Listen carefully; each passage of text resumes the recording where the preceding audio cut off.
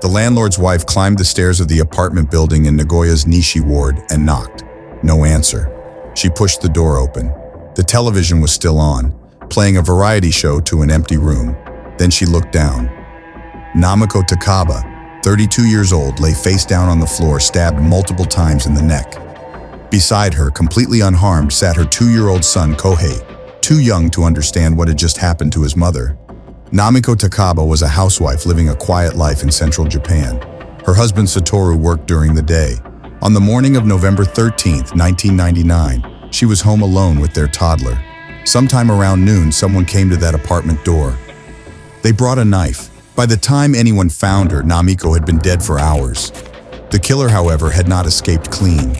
Blood that did not belong to Namiko was found near the entrance, on the floor, in the washroom, across the living room.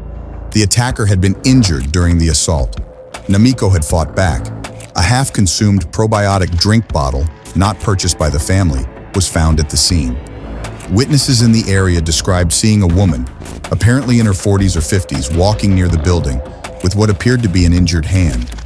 Police had a blood type, type B, different from the victims. They had physical evidence. What they did not have was a name. Satoru Takaba came home that day to a crime scene and a shattered life. His wife was gone. His son was 2 years old, and the person responsible had walked away. Most people, after years of no answers, would eventually be forced to move forward. Satoru could not. He made a decision that would define the next 26 years of his life. He kept paying rent on that apartment. Not to live there. No one lived there. He kept it exactly as it was the day Namiko died. The curtains, the bloodstains, the physical evidence, all of it preserved, untouched, waiting.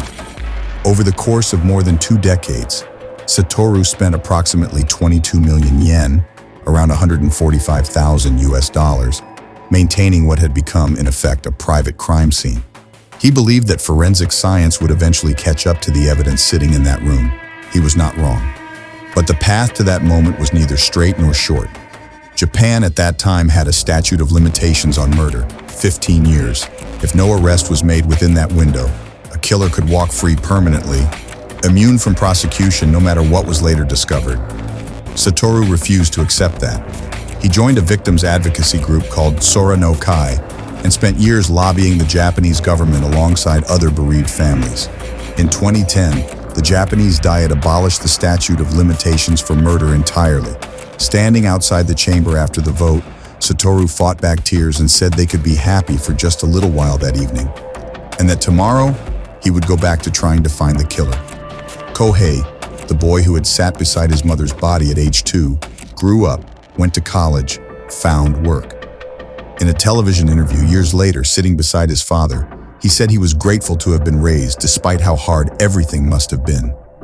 Both men stared into the distance when he said it. The case went cold, officially, but Satoru never stopped. Police never fully abandoned it either.